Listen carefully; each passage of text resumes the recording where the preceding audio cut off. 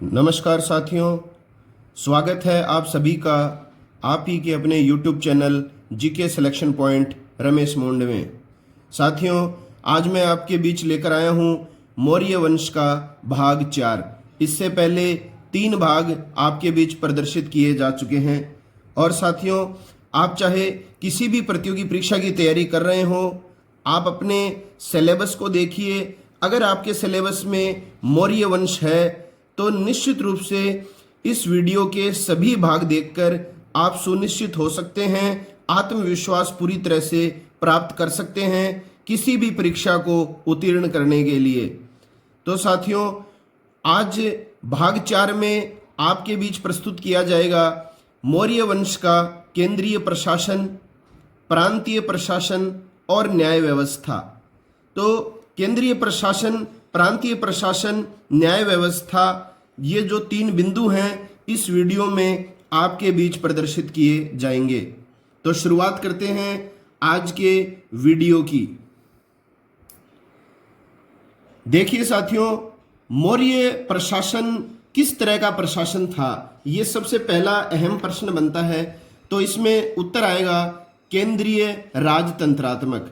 तो मौर्य प्रशासन किस तरह का प्रशासन था, तो इसमें ऑप्शन आता है या तो केवल राजतंत्रात्मक दे देगा या दे देगा केंद्रीय राजतंत्रात्मक प्रशासन। इसने पहली बार भारत को राजनीतिक एकता के सूत्र में डाला। तो मौर्य प्रशासन ही ऐसा प्रशासन था जिसने पहली बार भारत को राजनीतिक एकता के सूत्र में बांधा। राजा को परामर्श दिया गया है कि वह संपूर्ण शक्ति को अपने हाथों में ग्रहण करे। साथियों, ये कथन जो है ये परीक्षा में पूछा जाता है, किस ग्रंथ के अंदर उल्लेखित है ये कथन या किस व्यक्ति के द्वारा दिया गया है। तो दोनों ही प्रश्न आप इससे हल कर सकते हैं। अर्थशास्त्र जो ग्रंथ है, जो कौटिल्य, चाणक्य या विष्णुगुप्त के द्वारा लिखा गया है, इस ग्रंथ में ये कथन दिया गया है कि राजा को परामर्श दिया गया है कि वह संपूर्ण शक्ति को अपने हाथों में ग्रहण करे। तो कौन से ग्रंथ में इस कथन की जानकारी मिलती है? अर्थशास्त्र में। और अर्थशास्त्र ग्रंथ किसने लिखा है साथियों? ये लिखा है चाणक्य ने, या दूसरा नाम चाणक्य का है कौटिल्य और इसका वास्तविक नाम है विष्णुगुप्त। और जो अर्थशास्त्र है ये किस विषय पर आधारित है साथियों? ये भी एक मोस्ट इंपॉर्टेंट प्रश्न बनता है। तो ये जो है वो वित्तीय विषय पर आधारित नहीं है, ये राजनीति विषय पर आधारित है। कई बार परीक्षाओं में प्रश्न आता है, हम अर्थशास्त्र शब्द देखकर ये सोच लेते हैं कि इकोनॉमिक्स में तो आर्थिक पक्ष का अध्ययन किया जाता है, तो हम बता देते हैं अर्थशास्त्र ग्रंथ का आधार क्या है, प्रकृति क्या है। तो इसकी प्रकृति साथियों आर्थिक नहीं है, इसकी प्रकृति है पॉलिटिक्स, राजनीति। आगे बढ़ते हैं। अब देखिए, अर्थशास्त्र में एक और कथन दिया गया है जो परीक्षाओं में आता है, प्रजा के सुख में ही राजा का सुख है और भलाई में ही भलाई। राजा को अच्छा लगे वह हितकर नहीं है, वरन हितकर वह है जो प्रजा को अच्छा लगे। मतलब राजा को कोई कार्य करना अच्छा लगे तो वो कोई जरूरी नहीं है कि वो हितकर हो। हितकर कार्य, अच्छा कार्य वह है जो प्रजा को अच्छा लगे। ये बात कही गई है अर्थशास्त्र में। इसके अलावा साथियों एक प्रश्न आता है कि प्राचीन भारत में सबसे विशाल तथा विस्तृत नौकरशाही किस वंश में प्रचलित थी? तो ब्यूरोक्रेसी जो सिस्टम है वो सबसे विस्तृत जो मिलता है वो मौर्य काल में मिलता है। आपको ध्यान में रखना है हमेशा के लिए। अर्थव्यवस्था पर राजकीय नियंत्रण जो था वो मौर्य काल में सर्वाधिक देखने को मिलता है। अब देखिए, कौटिल्य ने अपने ग्रंथ अर्थशास्त्र में राज्य के सप्तांग बताए हैं, मतलब राज्य के 7 अंग बताए हैं जिनको कहा जाता है सप्तांग। अब इसमें प्रश्न आता है कि सप्तांग सिद्धांत का उल्लेख किस ग्रंथ में है? तो वो अर्थशास्त्र में है। और कौन सा निम्नलिखित में से सप्तांग है या नहीं है? तो देखिए साथियों, कौन से हैं 7 अंग जो कौटिल्य ने बताए हैं? राजा, राष्ट्र, बल या इसके स्थान पर सेना लिखा हुआ आ सकता है, एक ही बात है। मित्र, अमात्य, दुर्ग और कोश। तो राजा, राष्ट्र, सेना, मित्र, अमात्य, दुर्ग और कोश, ये हैं कौटिल्य के द्वारा बताए गए राज्य के 7 अंग। अब देखिए, कौटिल्य ने अर्थशास्त्र में मंत्री परिषद को राज्य की वैधानिक आवश्यकता माना है। मतलब अर्थशास्त्र में राज्य की वैधानिक आवश्यकता किसे माना गया है, तो उत्तर आ जाएगा मंत्री परिषद। और इसमें एक कथन भी दिया गया है साथियों, ये कथन भी परीक्षाओं में कई बार पूछा जाता है। तो किस ग्रंथ में कथन है कि राज्य एक पहिए पर नहीं चल सकता, तो राज्य एक पहिए पर नहीं चल सकता, ये कथन जो है वो अर्थशास्त्र ग्रंथ में दिया गया है कौटिल्य के द्वारा। तो मंत्री परिषद को जो है वो कौटिल्य ने राज्य की वैधानिक आवश्यकता माना है।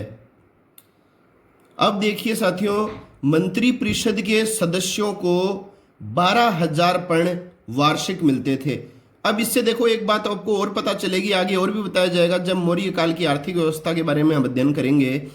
तो मौर्य काल में प्रचलित जो मुद्रा थी साथियों, तो परीक्षाओं में अगर पूछा जाए तो उत्तर आएगा पर्ण मुद्रा प्रचलित थी। मंत्री परिषद के सदस्यों को 12,000 पर्ण वार्षिक मिलते थे। अब देखो, मंत्रीण कौन होते थे? मंत्रीण अलग होते थे साथियों, मंत्री परिषद अलग होती थी। मंत्रीण का मतलब है वर्तमान में जो कैबिनेट मंत्री होते हैं, जो प्रधानमंत्री के बहुत ज्यादा विश्वसनीय होते हैं, जिनको ऊंचे मंत्रालय मिलते हैं, वो तो उस समय थे मंत्रीण। बाकी जो शेष थे सभी मंत्री, उनको कहा जाता था मंत्री परिषद। तो मंत्री परिषद में हालांकि मंत्रीण भी होते थे, राजा भी शामिल था, लेकिन मंत्रीण शब्द किसके लिए यूज में लिया जाता है? जो राजा के बहुत ही विश्वसनीय लोग थे। और इनकी एक छोटी सी परिषद होती थी जिसमें 3-4 व्यक्ति होते थे। तो टॉप मोस्ट जो 3-4 राजा के विश्वसनीय भरोसेमंद जो लोग होते थे ना, उनको मंत्रीण कहा जाता था। तो जाहिर सी बात है, मंत्री परिषद के सदस्यों से ज्यादा वार्षिक वेतन मिलता था मंत्रीणों को। तो मंत्रीण के सदस्यों का वेतन यदि आपसे पूछा जाए तो 4 गुना आएगा मंत्री परिषद के। मंत्री परिषद के सदस्यों को 12,000 पर्ण वार्षिक मिलते थे, मंत्रीण के सदस्यों को 48,000 पर्ण वार्षिक वेतन मिलता था। और मंत्रीण में प्राय कितने सदस्य शामिल होते थे? तो ध्यान में रख लेना, 3 या 4। अब देखिए साथियों, एक प्रश्न इंपॉर्टेंट है। अशोक के अभिलेखों के बारे में अगर आपने वीडियो नहीं देखा है तो मौर्य वंश का भाग 3 जरूर देखिए। उसमें मैंने विस्तार से अशोक के अभिलेखों की चर्चा की है। एक भी प्रश्न साथियों बाहर से नहीं जाएगा। मेरे इस channel GK selection point Ramesh Mond का एकमात्र उद्देश्य यही है कि मैं अपने प्रतियोगी भाई बहनों के लिए अधिक से अधिक जानकारियां प्रस्तुत करूं, ताकि उन्हें अन्यत्र कहीं और अध्ययन करने की आवश्यकता महसूस न हो। और निश्चित रूप से प्रश्न जो है वो वीडियो से पूछे जाएंगे, ये आप मानकर चलिए। क्योंकि अधिकांश बातों को अगर हमने कवर कर लिया है साथियों, तो ये मानिए आपका कॉन्फिडेंस लेवल तो बढ़ेगा ही बढ़ेगा। इसके अलावा परीक्षा देने से पहले आप इतना अपने आप को सुरक्षित महसूस करेंगे कि आपके मन में स्वतः ही ये विचार आने लग जाएगा कि इस बार हमें सफलता प्राप्त करने से कोई नहीं रोक सकता। ये विचार अगर आपके मन में आ गया तो साथियों ये मानिए आप 50% जंग तो सेंटर में पहुंचने से पहले ही जीत जाएंगे। तो इसमें एक प्रश्न आता है, अशोक के अभिलेखों में मंत्री परिषद को क्या कहा गया है? तो अशोक ने अपने अभिलेखों में मंत्री परिषद को क्या कहा है? परिषा कहा है। अब देखिए साथियों, किस मौर्य वंश के शासक की मंत्री परिषद सबसे ज्यादा विशाल थी, जिसमें सबसे ज्यादा सदस्य थे? 500 सदस्य थे, जिसका प्रमुख था खल्लाटक। अगर आपने वीडियो देखा है, मौर्य वंश का भाग 2 देखा है, तो इसका उत्तर आप निश्चित रूप से दे सकते हैं। तो भाग 2 में मैंने आपको बताया था चंद्रगुप्त मौर्य का पुत्र था बिंदुसार, और बिंदुसार के जो है मंत्री परिषदों के सदस्यों की संख्या 500 थी, जिसका प्रधान जो था वो था खल्लाटक। तो आप नियमित रूप से सभी वीडियोस देखिए साथियों, और उसके बाद में आप पूरा टॉपिक अगर आपने देख लिया है, सभी भाग देख लिए हैं, उसके बाद आप खुद ये महसूस करेंगे कि वास्तव में हमने ऐसा टॉपिक कवर कर लिया है कि प्रश्न किसी हाल में गलत नहीं होगा। तो एक ही टॉपिक को साथियों बार बार अलग अलग जगह से देखने से बेहतर है कि आप उस टॉपिक को एक ही स्थान पर देखिए जहां आपको पूरा मैटर उपलब्ध हो सके। तो परीक्षा क्या है? अशोक के अभिलेखों में मंत्री परिषद को कहा गया है परीक्षा। अब देखिए अपन केंद्रीय प्रशासन के बारे में बात करेंगे, और केंद्रीय प्रशासन या प्रांतीय प्रशासन से निश्चित रूप से साथियों एक प्रश्न पूछा जाता है। कोई भी परीक्षा हो, चाहे आप रिट की तैयारी कर रहे हो, चाहे आप फर्स्ट ग्रेड हिस्ट्री की तैयारी कर रहे हो, चाहे आप सेकंड ग्रेड एसएसटी की तैयारी कर रहे हो, या राजस्थान पुलिस पटवारी की तैयारी कर रहे हो, इससे कोई फर्क नहीं पड़ता साथियों। हर प्रतियोगी परीक्षाओं में जिसमें इंडिया जीके आता है वहां आपको मौर्य एम्पायर, मौर्य डायनेस्टी, मौर्य वंश जो है निश्चित रूप से सिलेबस में टॉपिक मिलता है। तो देखिए केंद्रीय प्रशासन में क्या है, राजा को प्रशासन में सहायता देने के लिए 18 पदाधिकारियों का समूह होता था। इसे तीर्थ कहा जाता था और इन्हें महामात्य भी कहा जाता था। इसमें देखिए साथियों दो प्रश्न बनते हैं। सबसे पहला तो ये बनता है कि अर्थशास्त्र में, क्योंकि ये केंद्रीय प्रशासन का पूरा जो उल्लेख मिलता है साथियों, ये उल्लेख अर्थशास्त्र ग्रंथ ही प्रदान करता है। तो प्रश्न आता है अर्थशास्त्र में कितने तीर्थों का उल्लेख मिलता है? तो उत्तर आएगा 18 तीर्थों का। आपने देखा भी होगा कई बार परीक्षाओं में आता है। तो अर्थशास्त्र में कितने तीर्थों का उल्लेख है? 18 तीर्थों का उल्लेख है। या फिर प्रश्न आ जाता है तीर्थों का अन्य नाम क्या मिलता है? तो तीर्थों को किस अन्य नाम से जाना जाता था? तो इनको जाना जाता था महामात्य के नाम से। या फिर आ जाएगा तीर्थ से क्या तात्पर्य है? तो तीर्थ क्या होता था साथियों? राजा को प्रशासन में सहायता देने वाले पदाधिकारियों का जो समूह होता था उसको क्या कहा जाता था? तीर्थ कहा जाता था। और कितने पदाधिकारी या तीर्थों का उल्लेख मिलता है? 18। अब देखिए अगली शब्दावली परीक्षाओं में आती है, उपदा परीक्षण क्या है, या उपदा परीक्षण से आप क्या समझते हैं? तो ये क्या होता था साथियों कि राजा जितने भी मंत्रियों की नियुक्ति करता था तो नियुक्ति करने से पहले मंत्रियों के चरित्र को अच्छी तरह से जांचा जाता था, चरित्र का परीक्षण किया जाता था। इसी चरित्र परीक्षण को कहा जाता था उपदा परीक्षण। तो आप समझ गए होंगे मंत्रियों की नियुक्ति हेतु इनके चरित्र को जांचा और परखा जाता था। इस चरित्र परीक्षण को क्या कहा गया है? उपदा परीक्षण। अब देखिए अर्थशास्त्र में जो 18 तीर्थ वर्णित हैं, इन सभी तीर्थों के संदर्भ में प्रश्न क्या आता है साथियों? आप पहले ये आप ध्यान में रखिए अच्छी तरह। पढ़ना अलग चीज है और इस बात की जानकारी प्राप्त अलग चीज है कि परीक्षा में किस तरह से आप पढ़ रहे हैं, उस टॉपिक में से प्रश्न आता है। तो इसमें याद तो देखो ज्यादातर प्रश्न आता है, इधर तो आपको तीर्थों का नाम दे दिया जाता है 1 2 3 4, और आगे दे दिया जाता है इनका कार्य या प्रभार। या तो पूछ लेगा कौन सा असंगत है, मतलब 3 तो आपको एकदम सही सुमेलित देगा, 1 दे देगा गलत। या फिर आता है सुमेलित करने वाला प्रश्न। और कई बार क्या आता है, जैसे प्रश्न आ जाता है सन्निधाता मौर्य प्रशासन में कौन था? ऑप्शन में दे देगा युद्ध विभाग का मंत्री, कोषाध्यक्ष, राजस्व का संग्रहकर्ता, दीवानी न्यायाधीश। तो आप समझ गए होंगे साथियों, जो राइट चिन्ह लगाए हैं मैंने वो ज्यादातर परीक्षाओं में पूछे जाते हैं।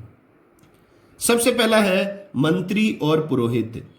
ये प्रश्न इंपॉर्टेंट है, आपसे पूछा जाएगा मौर्य काल में सबसे महत्वपूर्ण तीर्थ कौन सा माना गया है? तो सबसे महत्वपूर्ण तीर्थ है मंत्री और पुरोहित। या तो मंत्री दे देगा ऑप्शन में, या ज्यादातर मोस्टली परीक्षाओं में आता है पुरोहित।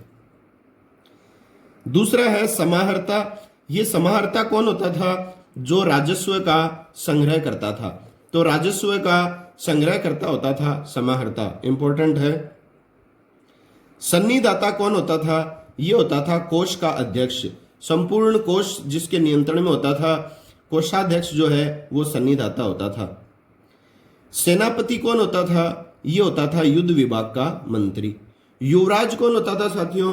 तो युवराज के नाम से आप सब समझदार ही हैं। तो राजा का जो उत्तराधिकारी होता था, वैसे तो राजा के कई पुत्र होते थे, लेकिन जो राजा का उत्तराधिकारी आगे चलकर राजा के स्थान पर शासक बनता था उसको कहा जाता था विशेष रूप से युवराज। प्रदेष्ठा कौन होता था? फौजदारी न्यायाधीश। फौजदारी न्यायालय का न्यायाधीश जो होता था, जिसमें आपराधिक मामले, चोरी लूटमार आदि के मुकदमे सुलझाए जाते थे, वो होता था फौजदारी न्यायालय। इसका प्रमुख होता था प्रदेष्ठा। व्यवहारिक कौन होता था? ये होता था दीवानी न्यायाधीश। आर्थिक रूप से जितने भी मामले आते थे, चोरी लूटमार डकैती के, ये सारे जो हैं जमीन जायदाद के, ये सारे दीवानी न्यायालय में प्रस्तुत किए जाते थे। तो दीवानी न्यायाधीश होता था व्यवहारिक, फौजदारी न्यायाधीश होता था प्रदेष्ठा। ये आपको ध्यान में रखना है अच्छी तरह। सेना का संचालक होता था नायक। उद्योग धंधों का प्रमुख निरीक्षक होता था कर्मांतिक। अब देखो मंत्री परिषद का जो अध्यक्ष होता था, अगर आपसे पूछा जाए मंत्री परिषद का अध्यक्ष कौन सा तीर्थ होता था, तो इसको बोला जाता था मंत्री परिषदाध्यक्ष। अब देखिए ये साथियों 3-4 शब्दावली हैं, दंडपाल, अंतःपाल, दुर्गपाल। ये 3 शब्दावली बहुत कंफ्यूजन क्रिएट करती है विद्यार्थियों के। तो दंडपाल कौन होता था? जो सेना की सामग्री जुटाने वाला अधिकारी होता था। सेना की सामग्री जो जुटाता था युद्ध भूमि के दौरान या अन्य सामान्य समय, तो उस अधिकारी को कहा जाता था दंडपाल। और जो सीमावर्ती क्षेत्रों में जो किले होते थे, दुर्ग होते थे, उनका रक्षक कहलाता था अंतःपाल। और दुर्गों का प्रबंधक क्या कहलाता था? दुर्गों का जो प्रबंध संभालता था, मैनेजमेंट संभालता था, उसको कहा जाता था दुर्गपाल। ये ध्यान में रखें आप। नगर का मुख्य अधिकारी कौन सा तीर्थ होता था? नागरिक। ये भी कई बार परीक्षाओं में आता है। राजमहलों की देखरेख करने वाला कौन सा तीर्थ था? तो वो था द्वारिक। सम्राट का अंगरक्षक, जो सम्राट की अंगरक्षक सेना होती थी, उसका प्रधान कौन होता था? अंतर्वशिक। सम्राट की अंगरक्षक सेना का प्रधान होता था अंतर्वशिक। इसके अलावा वन विभाग का प्रधान कौन होता था? तो ये शब्द से ही पता चल रहा है आपको, आटविक। और राजकीय कागजों को सुरक्षित रखने, जितने भी राजकीय कागज होते थे उनको सुरक्षित रखता था।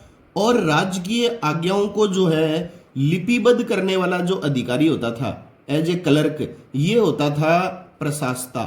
तो राजकीय आदेशों को सुरक्षित रखना, राजकीय आज्ञाओं को समय समय पर लिपिबद्ध करना, ये इसका प्रमुख कौन होता था? प्रशासता। तो ये 18 के 18 तीर्थ आप ध्यान में रखिए साथियों। अब देखिए अशोक के अभिलेखों में पुरोहित का उल्लेख नहीं मिलता है, ये आपको ध्यान में रखना है। अशोक के अभिलेख जो मिले हैं उसमें कौन से तीर्थ का उल्लेख नहीं मिलता है? तो वो मिलता नहीं है पुरोहित, जो सबसे महत्वपूर्ण तीर्थ था। चंद्रगुप्त मौर्य जो शासक था, जो चंद्रगुप्त मौर्य जो मौर्य वंश का संस्थापक था, इस चंद्रगुप्त मौर्य के समय जो है ये पुरोहित का जो पद था साथियों, ये सबसे महत्वपूर्ण पद था। ये आपको ध्यान में रखना है। हालांकि बिंदुसार के समय भी ये पद महत्वपूर्ण रहा है, लेकिन जितना महत्व इसे चंद्रगुप्त मौर्य के समय प्राप्त था पुरोहित को, उतना किसी अन्य शासक के समय प्राप्त नहीं रहा। अब देखिए युक्त तथा उपयुक्त। युक्त और उपयुक्त कौन होते थे? ये केंद्रीय तीर्थ, जिनको महामात्य भी कहा जाता है, जिनकी संख्या 18 है, तथा अध्यक्ष। अध्यक्ष की ओर बात करेंगे अपन। केंद्रीय प्रशासन में अध्यक्षों की संख्या बताई गई है 26 और तीर्थों की संख्या कितनी बताई गई है? 18 के नियंत्रण में कार्य करते थे। तो युक्त तथा उपयुक्त कौन होते थे? वो व्यक्ति जो या अध्यक्ष या अधिकारी जो तीर्थ तथा अध्यक्षों के नियंत्रण में कार्य करते थे। तो तीर्थ और अध्यक्षों के नियंत्रण में कार्य करने वाले कहलाते थे युक्त तथा उपयुक्त। इनके द्वारा केंद्रीय व स्थानीय शासन के बीच संपर्क बना रहता था। अब देखिए साथियों, मंत्री परिषद से जो नीचे होते थे पदाधिकारी, वो होते थे द्वितीय श्रेणी के पदाधिकारी और इनको कहा जाता था अध्यक्ष। ये आपको ध्यान में रखना है। एक तो तीर्थ थे, तीर्थ सबसे ऊंचे थे। तीर्थों के नीचे जो थे पदाधिकारी, वो द्वितीय श्रेणी के पदाधिकारी होते थे। इनको क्या कहा जाता था? अध्यक्ष कहा जाता था। और प्रश्न अगर आ जाए अर्थशास्त्र में कितने अध्यक्षों का उल्लेख मिलता है, तो इसमें साथियों ऑप्शन जो है 18 भी आएगा। याद रखिए अच्छी तरह आप, ऑप्शन 7 भी आएगा। तो 7 आपको पता होगा, अर्थशास्त्र में 7 अंग बताए गए हैं राज्य के, सप्तांग, तो वो है 7। 18 आपको पता है क्या है, 18 तीर्थ हैं। और 26 क्या उत्तर आएगा, अध्यक्ष का नाम पूछा जाए तो अर्थशास्त्र में कितने अध्यक्षों का नाम मिलता है, 26। तो देखिए इनकी बात करते हैं अपन। ये भी प्रश्न वैसे ही बनेगा, या तो आपको तीर्थों के संदर्भ में सुमेलित बड़ा पूछ लेगा, या फिर आपको अध्यक्षों के संदर्भ में। एक प्रश्न तो यहां से निश्चित बनता है साथियों। तो देखो, मुद्रा व टकसाल का अध्यक्ष जिसको कहा जाता था कोषाध्यक्ष, यह सिक्के जारी करता था। और एक आता है प्रश्न, कौन सा अधिकारी मुद्रा का परीक्षण करता था, तो मुद्रा का परीक्षण करता था रूपदर्शक। यह भी आपको विशेष रूप से ध्यान रखना है। पणाध्यक्ष कौन होता था, व्यापार वाणिज्य का अध्यक्ष। पणाध्यक्ष व्यापार वाणिज्य का अध्यक्ष होता था, यह इंपॉर्टेंट है। संस्थाध्यक्ष कौन होता था, यह व्यापार का अध्यक्ष होता था। इन दोनों में आपको विशेष ध्यान में रखना है। कई बार क्या होता है साथियों, प्रश्न आ जाता है कि व्यापार का अध्यक्ष कौन होता था, तो इसके अंदर ऑप्शन में पणाध्यक्ष भी आएगा। तो व्यापार का अध्यक्ष पणाध्यक्ष नहीं होता था, पणाध्यक्ष होता था व्यापार वाणिज्य का अध्यक्ष, ट्रेड एंड कॉमर्स का अध्यक्ष होता था। ये केवल होता था ट्रेड का अध्यक्ष, व्यापार का अध्यक्ष। तो व्यापार का अध्यक्ष कौन होता था, संस्थाध्यक्ष, और व्यापार वाणिज्य का पणाध्यक्ष। इसके अगला है स्वर्णाध्यक्ष। स्वर्ण अध्यक्ष का आपको पता चली गया है, स्वर्ण उत्पादन व शुद्धता के मानकीकरण का अधिकारी होता था। पोतवाध्यक्ष कौन होता था, यह भी कई बार परीक्षाओं में आता है, मापतोल का अधिकारी पोतवाध्यक्ष होता था। चुंगी वसूल करने वाला जो प्रमुख अध्यक्ष होता था विभाग का अध्यक्ष, वो होता था शुल्काध्यक्ष। राजकीय कृषि विभाग का अध्यक्ष, यह भी कई बार परीक्षाओं में आता है, तो सीताध्यक्ष होता था राजकीय कृषि विभाग का अध्यक्ष। सूराध्यक्ष कौन होता था, ये नाम से पता चल रहा है, आबकारी विभाग का अध्यक्ष होता था सूराध्यक्ष। आकाराध्यक्ष कौन होता था, खान विभाग का अध्यक्ष या खानों का अध्यक्ष। सूनाध्यक्ष, देखो एक तो है साथियों सूराध्यक्ष, पढ़ने में गलती कर देते हैं कई बार स्टूडेंट, सूराध्यक्ष और सूनाध्यक्ष। तो जब साथियों सितारे गर्दिश में चलते हैं ना, दिनमान उल्टे होते हैं, तो सूराध्यक्ष सूनाध्यक्ष पढ़ा जाता है, सूनाध्यक्ष सूराध्यक्ष पढ़ा जाता है। तो सूरा तो आपको पता चल गया क्या है, तो आबकारी विभाग का अध्यक्ष होता था। और सूनाध्यक्ष जो होता था वो बूचड़ खाने का अध्यक्ष होता था, तथा अवैध पशु व पक्षियों का संरक्षक होता था सूनाध्यक्ष। लवणाध्यक्ष, लवण, ये कौन होता था, नमक अधिकारी।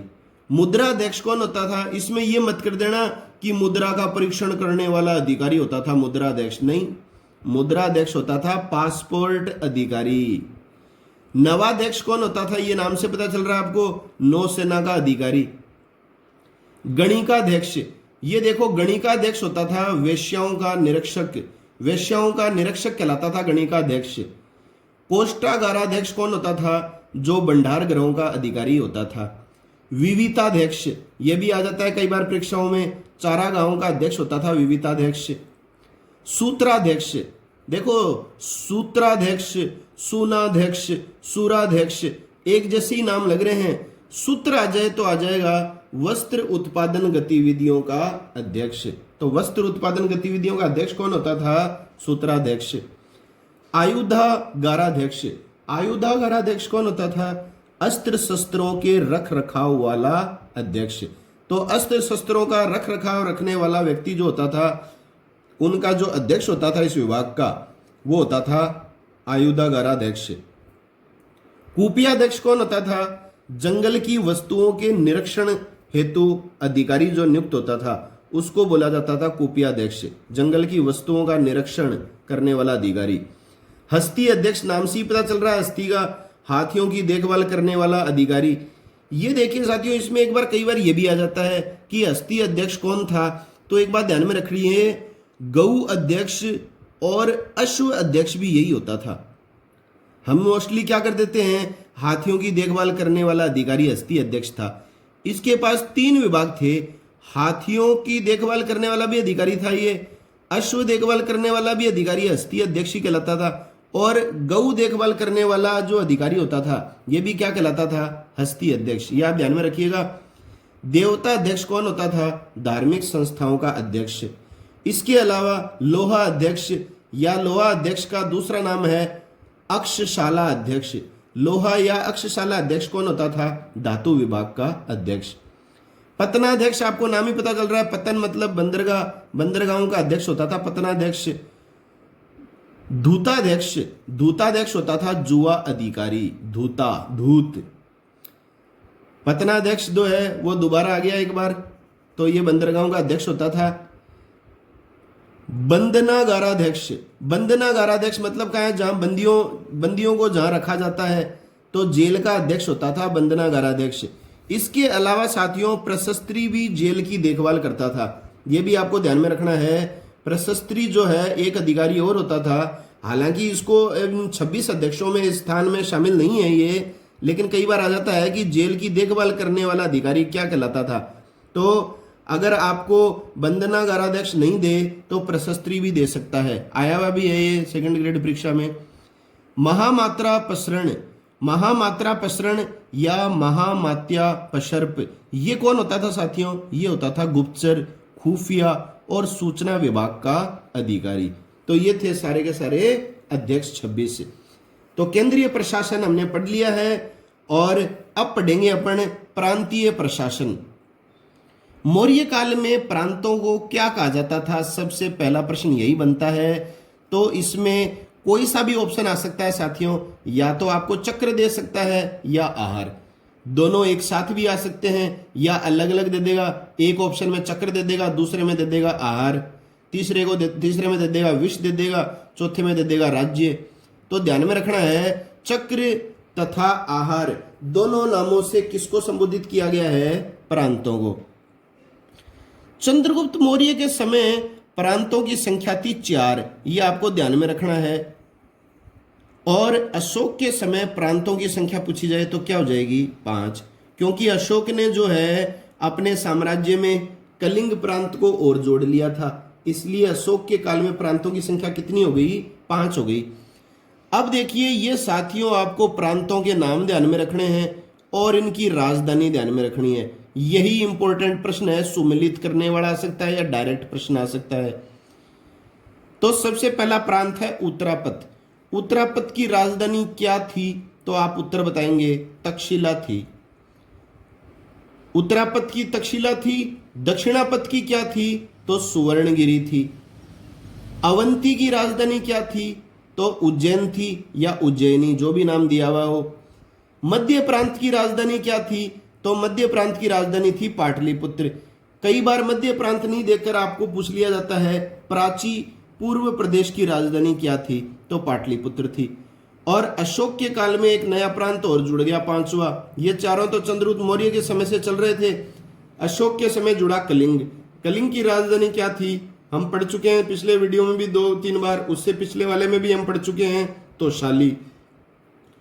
और एक बात आपको विशेष ध्यान में रखना है कि ये जो दक्षिणापथ की राजधानी सुवर्णगिरी थी, वो वर्तमान में मॉस्की के दक्षिण में कनकगिरी नामक एक कस्बा है, ये आपको ध्यान में रखना है। और इसके अलावा अशोक ने जो है वो तक्षशिला, उज्जैन, तोशाली, ये तक्षशिला, उज्जैन और तोशाली में कुमार नियुक्त किए थे। अशोक ने कौन से प्रांतों में कुमारों की नियुक्ति की थी? तो आ जाएगा तक्षशिला, उज्जैन और तोशाली में। और ये कुमार कौन होते थे? ये प्रांतपति होते थे तथा युवराज के नाम से इन्हें जाना जाता था। अब प्रांतों का जो शासन था वो देखिए साथियों, मुख्य रूप से तो राजकुमार के द्वारा ही चलाया जाता था। लेकिन मान लीजिए प्रांत ज्यादा हैं और राजकुमार हैं कम, तो प्रांतों का जो शासन है वो राजवंश के किसी भी निकट संबंधी या युवराज के द्वारा चलाया जाता था। यह तथ्य आपको ध्यान में रखना है। राजवंश के किसी निकट संबंधी को भी जो है वो कुमार के रूप में नियुक्त किया जा सकता था, उसे प्रांतपति बनाया जा सकता था। अब है मौर्य प्रशासन का विभाजन। ये देखिए साथियों, इसमें आपको क्रम पूछा जाता है, ज्यादा व्याख्या से घबराने की जरूरत नहीं है, आपको क्रम ध्यान में रखना है। मौर्य प्रशासन का विभाजन क्रम जो है तो ये पूछा जाता है। तो मौर्य प्रशासन का जो विभाजन है वो कितने स्तरों में किया गया है? 8 स्तरों में किया गया है। तो हम जो है वो ऊपर से नीचे की ओर चलेंगे। ध्यान में रखिएगा आप, सबसे पहले जो आएगा वो आएगा सबसे बड़ा साम्राज्य। आप सभी जानते हैं साम्राज्य को प्रतीक माना गया है देश या राष्ट्र का। जैसे हमारा भारत देश, भारत देश है तो इसको बोल दिया साम्राज्य। अब देश किससे बना है, तो ये राज्यों का संघ है तो राज्य आ जाएगा। तो साम्राज्य तो प्रतीक हो गया देश या राष्ट्र का, सबसे पहले साम्राज्य आएगा।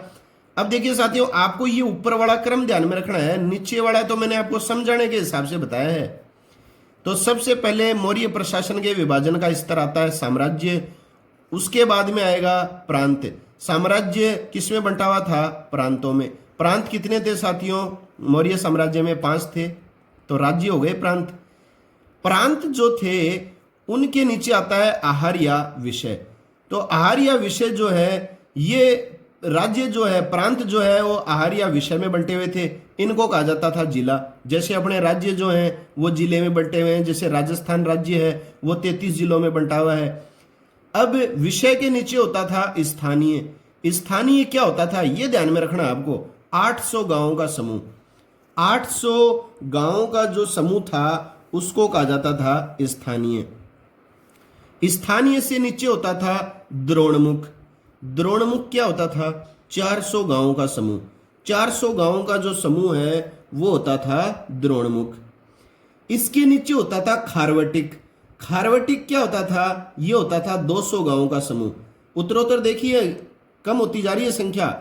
800 गांवों का समूह स्थानीय था, 400 गांवों का समूह द्रोणमुख, 200 गांवों का समूह जो है वो खारवटिक था। खारवटिक के नीचे स्तर था प्रशासन का संग्रहण। संग्रहण जो था वो था 100 गांवों का समूह। और प्रशासन की सबसे छोटी इकाई साथियों वो थी ग्राम। तो आपको किसी भी क्रम में आ सकता है ये आरोही क्रम या अवरोही क्रम। अगर आपको अवरोही क्रम पूछे तो बढ़ते से घटते की ओर चलेंगे तो साम्राज्य आ जाएगा सबसे पहले, फिर आ जाएगा। अगर आपको आरोही क्रम पूछे तो इस तरह से आ जाए, ग्राम, संग्रहण, खारवटिक, द्रोणमुख, स्थानीय, आहार, प्रांत, साम्राज्य, इस तरह से। तो ज्यादातर विद्यार्थियों के साथियों जो दिक्कत होती है वो यहां दिक्कत नहीं होती है, साम्राज्य, प्रांत, विषय ये तो वो जानते हैं। यहां दिक्कत हो जाती है कि स्थानीय पहले पढ़ा था या द्रोणमुख पहले पढ़ा था। तो इसका आप इस तरह से ध्यान में रख लीजिए, एस डी के एस, एस डी के एस, एस डी कार्ड होता है ना, तो उसके ध्यान रख लो आप। और सबसे पहले स्थानीय, अपने मतलब स्थानीय क्षेत्र से जुड़ो तो सबसे पहले स्थानीय आएगा, उसके बाद में डी का द्रोणमुख आ जाएगा, के का आ जाएगा खारवटिक, और उसके बाद में सब कुछ मैटर इकट्ठा हो जाए तो उसको संग्रहण कर लो तो आ जाएगा संग्रहण। तो स्थानीय 800 गांवों का समूह, द्रोणमुख 400 गांवों का समूह, खारवटिक 200 गांवों का समूह और संग्रहण 100 गांवों का समूह। और डायरेक्ट प्रश्न आता है प्रशासन की सबसे छोटी इकाई, तो आ जाएगा ग्राम। अब देखिए साथियों, एक होता था स्थानिक। स्थानिक क्या होता था, जो जिला होता था, जिले का प्रशासनिक अधिकारी, एडमिनिस्ट्रेटिव ऑफिसर ऑफ डिस्ट्रिक्ट, ये कहलाता था स्थानिक। और स्थानिक के अधीन होता था, इसके नियंत्रण में होता था गोप। गोप क्या होता था, इसके अधीन 10 गांव होते थे और यह स्थानिक के अधीन होता था। तो गोप किसको कहा जाता था, वह जिसके अधीन 10 गांव होते थे उस अधिकारी को कहा जाता था गोप। और गोप किसके अंडर में काम करता था, जिले के प्रशासनिक अधिकारी स्थानिक के अधीन। इसके अलावा होता था नागरिक। नागरिक अभी आपने पढ़ा था, नगर का प्रशासक, 26 अध्यक्षों में हमने नागरिक पढ़ा था ना, तो ये नगर का प्रशासक था और जनगणना अधिकारी भी होता था। अब देखो अंतपाल, अंतपाल भी हमने पढ़ा था 26 अध्यक्षों में, दोबारा देख लीजिए, जो सीमावर्ती दुर्गों का रक्षक होता था। यह सीमावर्ती अर्ध स्वायत्त राजाओं पर नियंत्रण रखता था, तो वो अंतपाल रखता था। रक्षण, ये कई बार परीक्षाओं में आता है। रक्षण का क्या तात्पर्य है, पुलिस जो अपराधों पर क्या करती थी, नियंत्रण रखती थी। और ग्रामिक कौन होता था, जो प्रशासन की सबसे छोटी इकाई थी ग्राम, उस ग्राम का प्रधान या प्रमुख क्या कहलाता था साथियों, ग्रामिक कहलाता था। अब देखियो यहां पर एक बात और लिखी है मैंने, प्रदेष्टि। प्रदेष्टि कौन होता था? यह अधिकारी समाहर्ता के अधीन कार्य करता था। तो ये जो प्रदेष्टि था ये समाहर्ता के अधीन कार्य करता था। समाहर्ता शब्द सुनते ही आपके दिमाग में आया होगा, 18 तीर्थों में हमने समाहर्ता पढ़ा था, मंत्री और पुरोहित के बाद। ये समाहर्ता कौन होता था? जो राजस्व का संग्रह करता होता था। तो समाहर्ता के अधीन कार्य करता था प्रदेष्टि, और स्थानिक व गोप के कार्यों की जांच करता था। तो कहने का मतलब है जो स्थानिक जिले का प्रशासनिक अधिकारी होता था उससे भी बड़ा अधिकारी होता था प्रदेष्टि।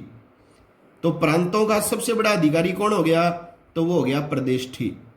प्रदेष्टि जो है वो स्थानिक और गोप के कार्यों की क्या करता था? जांच करता था। समझ गए होंगे आप अच्छी तरह। अशोक ने युक्त नामक अधिकारियों की नियुक्ति की थी। आपको पता ही है अशोक ने अपने तीसरे शिलालेख में युक्त, रज्जुक और प्रादेशिकों की नियुक्ति की थी, और इन राजकीय अधिकारियों को आदेश दिया था कि वो हर 5वें वर्ष जो है वो धर्म का प्रचार प्रसार करने के लिए यात्रा करेंगे। और तक्षशिला और उज्जैन में यात्रा करने की अवधि कितनी निर्धारित थी? हर 3 वर्ष से। तो साथियों आप सारे वीडियोस को एकदम एकाग्रता से देखिए, आपका प्रश्न कहीं गलत नहीं होने वाला है। सारी जानकारियां आपके सामने हैं, तो फिर देर किस बात की है?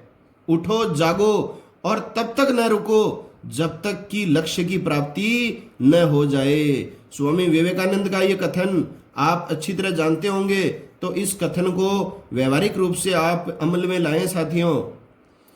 और युक्त जो होता था वो केंद्रीय व स्थानीय शासन के बीच की संपर्क कड़ी थी।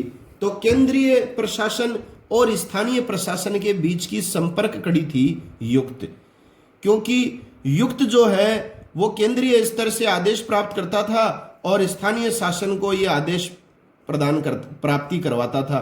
तो इन दोनों के बीच की कड़ी क्या हो गई? युक्त हो गई। अब देखिए आगे बात करेंगे अपन, थोड़े से नगर प्रशासन की बात करते हैं। तो कौटिल्य ने जो अर्थशास्त्र ग्रंथ लिखा है साथियों, उसमें नगर प्रशासन का वर्णन नहीं मिलता है। केंद्रीय प्रशासन का उल्लेख कौटिल्य करता है, अर्थशास्त्र में मिलता है। प्रांतीय प्रशासन का उल्लेख भी अर्थशास्त्र में मिलता है या कौटिल्य करता है। लेकिन ध्यान में रखना, नगर प्रशासन का उल्लेख कौटिल्य नहीं करता है। तो किसने किया है नगर प्रशासन का उल्लेख? ये जानकारी आपको प्राप्त करनी है। मेगास्थनीज के नाम से आप अच्छी तरह परिचित होंगे। हमने मौर्य वंश के प्रथम भाग में चंद्रगुप्त मौर्य पढ़ा था, और चंद्रगुप्त मौर्य का जो है वो सेल्यूकस निकेटर के साथ संघर्ष हुआ था, और इसी संघर्ष के पश्चात संधि हुई, और इसी संधि के तहत जो है सेल्यूकस जो है अपने देश चला गया, और किसको छोड़ गया? चंद्रगुप्त मौर्य के दरबार में अपना राजदूत बनाकर मेगास्थनीज को। तो मेगास्थनीज ने जो है वो नगर प्रशासन का वर्णन किया है। कौन सी रचना है मेगास्थनीज की? इंपॉर्टेंट है इंडिगा, जो मूल रूप से प्राप्त नहीं होती है। इसका संकलन आगे चलकर एरियन के द्वारा किया गया था। तो प्रश्न आता है नगर प्रशासन का वर्णन कौन करता है? तो उत्तर आएगा मेगास्थनीज। अब देखिए साथियों, मेगास्थनीज के अनुसार पाटलिपुत्र का नगर प्रशासन 30 सदस्यों के एक मंडल के द्वारा चलाया जाता था। यह पहला प्रश्न है। नगर प्रशासन कितने सदस्यों के बोर्ड सदस्यों या मंडल के द्वारा चलाया जाता था? तो 30 सदस्यों के द्वारा चलाया जाता था। और ये 30 सदस्यों का जो मंडल है साथियों, ये 6 समितियों में विभक्त था। तो 30 सदस्यों का मंडल जो है उसको हम 6 समितियों में बांट देंगे, तो प्रत्येक समिति में कितने सदस्य रह जाएंगे? तो 6 को 5 से गुणा करो तो 30 आ जाएगा। तो तीनों प्रश्न इंपॉर्टेंट हैं। पहला प्रश्न है पाटलिपुत्र का नगर प्रशासन कितने सदस्यीय मंडल द्वारा चलाया जाता था? तो उत्तर 30 आ जाएगा। और मंडल में कुल कितनी समितियां थी? तो 6 आ जाएगा। प्रत्येक समिति में कितने सदस्य थे? तो 5 आ जाएंगे। अब देखिए हम पढ़ेंगे 6 समितियों के बारे में। पहली जो समिति थी वो उद्योग और शिल्प का निरीक्षण करती थी। ये आपको सारी समितियों का ध्यान में रखना है। उद्योग शिल्प का निरीक्षण पहली समिति करती थी। विदेशियों की देखरेख द्वितीय समिति करती थी। जन्म मृत्यु का रजिस्ट्रेशन करना तीसरी समिति का कार्य था। व्यापार व वाणिज्य का प्रबंध करना चौथी समिति का कार्य था। निर्मित वस्तुओं के विक्रय का निरीक्षण 5वीं समिति करती थी। और बिक्री कर जो है वो वसूल करती थी 6ठी समिति, जो 1/10 भाग होता था। तो ये आपको सारी समितियों के आपको जो कार्य हैं वो निश्चित रूप से ध्यान में रखने हैं कि पहली का कार्य क्या था, पांचवी का क्या था और छठी का क्या था। मेगास्थनीज नगर अधिकारी को एस्ट्रोनोमोई कहता है। देखिए साथियों, इसमें दो शब्दावलियां आपको आई बार परीक्षाओं में आती हैं। एक तो आता है कि एस्ट्रोनोमोई कौन था और एक आता है एग्रोनोमोई। आप अच्छी तरह ध्यान में रख लीजिए। तो मेगास्थनीज ने जो है वो नगर के अधिकारी को क्या कहा है, एस्ट्रोनोमोई, एस्ट्रोनोमोई कहा है। एक आता है एग्रोनोमोई। एग्रोनोमोई कौन था, वो अधिकारी जो नगर में सड़क और भवन निर्माण का कार्य देखता था। तो नगर में सड़क और भवन निर्माण का कार्य देखने वाला कहलाता था एग्रोनोमोई, और नगर का जो अधिकारी होता था उसको कहा जाता था एस्ट्रोनोमोई। अब देखिए, यूनानी लेखकों ने पाटलिपुत्र को किस नाम से संबोधित किया है, यह भी परीक्षा की दृष्टि से इंपॉर्टेंट प्रश्न है। तो ग्रीक लेखकों, यूनानी लेखकों ने पाटलिपुत्र को कहा है साथियों पोलीब्रोथा। याद रखिएगा अच्छी तरह। और स्ट्रेबो के अनुसार यह कथन आपको विशेष रूप से ध्यान में रखना है, पाटलिपुत्र की लंबाई 80 स्टेडिया व चौड़ाई 18 स्टेडिया थी। पाटलिपुत्र जो नगर था उसकी लंबाई तो 80 स्टेडिया थी और चौड़ाई 18 स्टेडिया थी, और इसमें 64 द्वार थे। पाटलिपुत्र नगर में द्वार कितने थे, 64 द्वार थे और 570 बुर्ज थे। हालांकि इस तरह का संख्यात्मक प्रश्न आया नहीं है, लेकिन अगर आपको पूछ ले कि किस यूनानी लेखक या ग्रीक लेखक के द्वारा पाटलिपुत्र नगर के विन्यास को बताया गया है, मतलब लंबाई और चौड़ाई और संपूर्ण जो तथ्य हैं उनके बारे में गणितीय संख्याओं की दृष्टि से बात की गई है, तो वो स्ट्रेबो के द्वारा की गई है। तो याद रखिएगा स्ट्रेबो। और पोलीब्रोथा किसने कहा है, तो यूनानी लेखकों ने अपने साहित्यों में पाटलिपुत्र को क्या कहा है, पोलीब्रोथा। तो केंद्रीय और न्यायिक प्रशासन के बाद में अब चलते हैं इस वीडियो के अंतिम भाग में, हम बात करेंगे न्याय व्यवस्था की, judiciary system of Maurya dynasty. तो न्याय व्यवस्था, मौर्य काल में सर्वोच्च व अंतिम न्यायाधीश कौन होता था, यह सबसे पहला प्रश्न बनता है साथियों। तो उत्तर आएगा सम्राट। तो राजा को सम्राट की उपाधि प्राप्त थी, राजा को सम्राट ही कहा जाता है। हम ये थोड़ी कहेंगे कि मौर्य वंश का सबसे महान शासक बादशाह अशोक था या सुल्तान अशोक था, नहीं, सम्राट अशोक था। तो मौर्य वंश के शासकों से पहले लगता है साथियों सम्राट।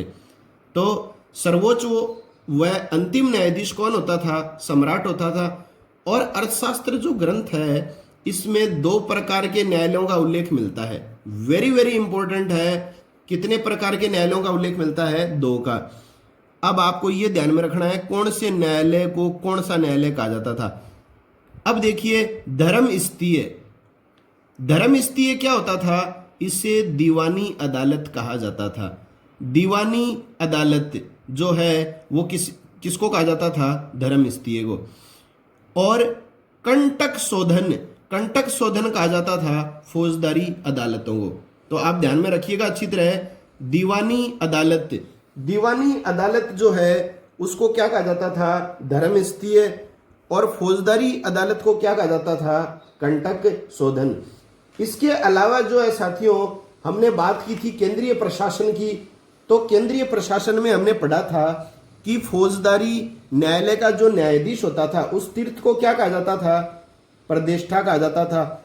और दीवानी न्यायाधीश जो होता था उसको क्या कहा जाता था, उसको कहा जाता था व्यवहारिक। तो ये ध्यान में रखिएगा आप कि फौजदारी न्यायाधीश को प्रदेष्टा कहा जाता था और दीवानी न्यायाधीश को व्यवहारिक कहा जाता था। अगर आ जाए दीवानी अदालत को क्या कहा जाता था, तो आएगा धर्मस्थीय, और फौजदारी अदालत को कंटक शोधन। अब देखिए, फौजदारी अदालत जो है कंटक शोधन को कहा जाता था, यह राज्य व नागरिकों के मध्य होने वाले वाद विवादों का निपटारा करती थी। कौन सी न्याय अदालत, फौजदारी न्याय अदालत। फौजदारी मामलों के न्यायाधीश को क्या कहा जाता था, प्रदेष्टा कहा जाता था, और दीवानी न्यायालय के न्यायाधीशों को व्यवहारिक, हमने बात की है अभी। जनपद के न्यायाधीश को क्या कहा जाता था, तो जनपद के न्यायाधीश को कहा जाता था राजू का। किसके द्वारा नियुक्ति की गई थी इस अधिकारी की? अशोक के द्वारा। चाणक्य और कौटिल्य विष्णुगुप्त ने अपने अर्थशास्त्र ग्रंथ में मौर्य शासन व्यवस्था के 4 प्रमुख अंग बताए हैं। न्यायिक दृष्टि से बात कर रहे हैं साथियों, अपन सप्तांग के 7 अंगों की बात नहीं कर रहे हैं।